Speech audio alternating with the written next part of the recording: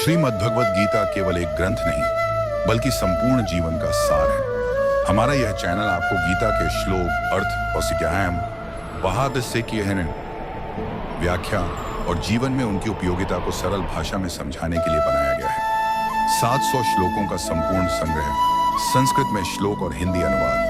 Audio Gita सुने और गीता का गहरा ज्ञान प्राप्त करें। आसान भाषा में अर्थ और व्याख्या, हर अध्याय का संक्षिप्त सार, कर्म, भक्ति और ज्ञान योग, जीवन को सही दिशा देने वाले संदेश रोजाना।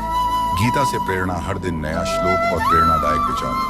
यह चैनल उन सभी के लिए है जो जीवन में शांति, सफलता और आध्यात्मिक ज्ञान चाहते हैं। इस वीडियो को लाइक करें, शेयर करें और चैनल को सब्सक्राइब करें ताकि और भी दिव्य ज्ञान प्राप्त कर सकें। श्रीमद् भागवत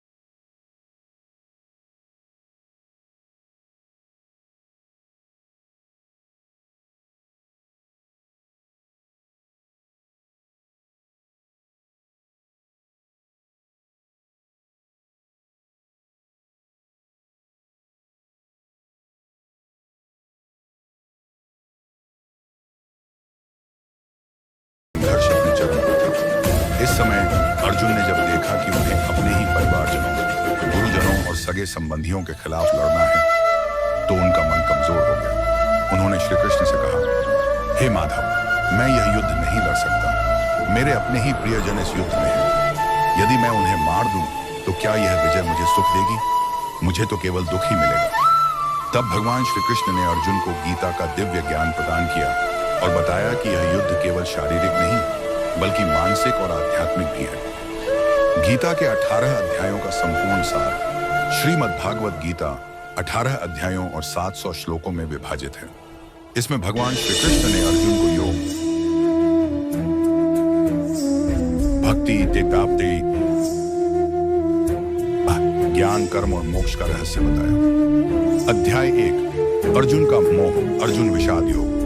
अर्जुन युद्ध से पहले अपने परिवार के लोगों को देखकर कमजोर पड़ जाते हैं। वे श्री कृष्ण से कहते हैं कि वे युद्ध नहीं लड़ सकते। वे धर्म और अधर्म को लेकर भ्रमित हो जाते हैं। अध्याय 2, आत्मा का ज्ञान, सांख्य योग। श्री कृष्ण अर्जुन को समझाते हैं कि आत्मा अमर है और शरीर नश्वर है। वासांसि जीर्णानि यथा विहाय। जैसे पुराने वस्त्रों को त्याग कर नए वस्त्र धारण किए जाते हैं, वैसे ही आत्मा नया शरीर धारण करती है। इसीलिए मृत्यु से भयभीत नहीं होना चाहिए। अध्याय 3, कर्म योग, निस्वार्थ कर्म का मार्ग। कर्मण्येवाधिकारस्ते मां फलेषु कदाचन। केवल कर्म करो, फल की चिंता मत करो। निष्काम कर्म करने से मनुष्य पाप से मुक्त होता है। अध्याय 4, ज्ञान योग, सच्चे ज्ञान का मार्ग। सही ज्ञान के बिना कर्म बंधन का कारण बनता है, लेकिन सही ज्ञान के साथ किया गया कर्म मोक्ष का मार्ग बन जाता है। जो व्यक्ति अपने कर्म को भगवान को समर्पित कर देता है, वह जन्म मरण के चक्र से मुक्त हो जाता है। अध्याय 5, संन्यास योग, त्याग का महत्व। सच्चा संन्यास वही है जो कर्म फल का त्याग करके अपने कर्तव्यों का पालन करता है। संन्यास का मतलब दुनिया छोड़ना नहीं, बल्कि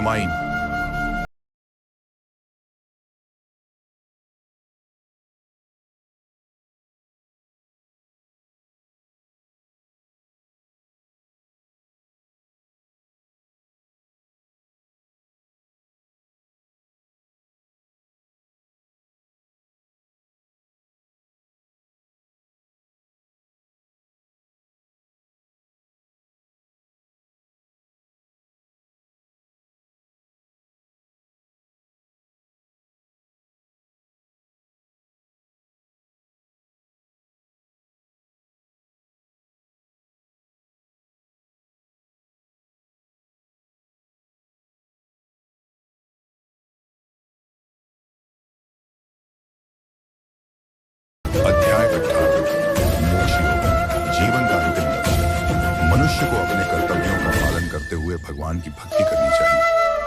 केवल ईश्वर की शरण लेने से मोक्ष प्राप्त होता है। श्रीमद् भागवत गीता के मुख्य उपदेश।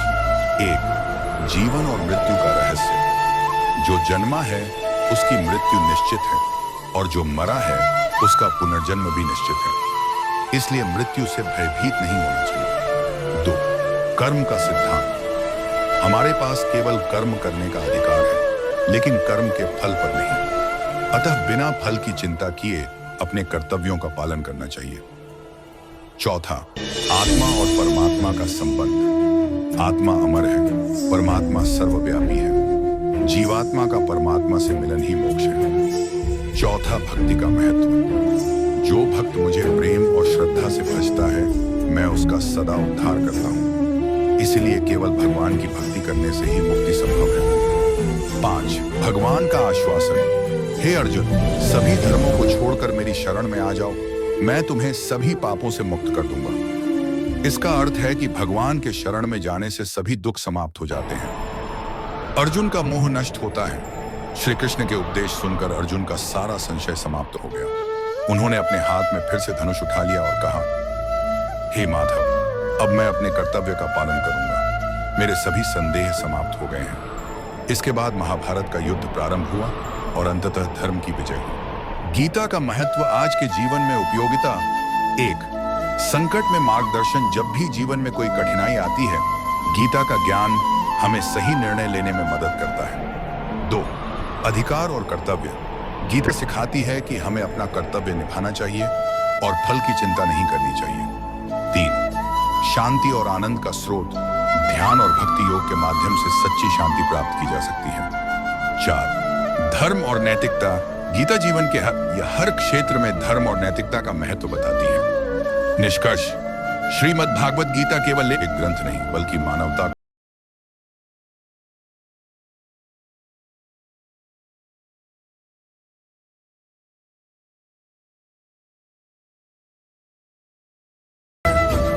जो गीता के उपदेशों को अपने जीवन में अपनाता है, वह सदा सफल और सुखी रहता है।